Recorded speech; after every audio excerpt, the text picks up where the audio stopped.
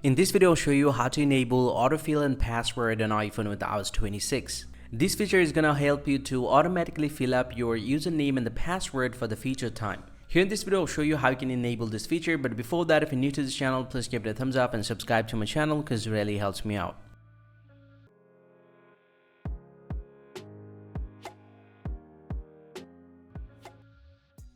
Well, so now to enable the autofill and password, you just should open up the settings app from your iPhone first, and from here scroll down, tap on general here, and then scroll down a little bit, and under this one you'll get to see the option autofill and password. You just need to tap on this, and from the autofill and password you just need to enable this feature first, and once you have enabled that, you just need to enable the password as well.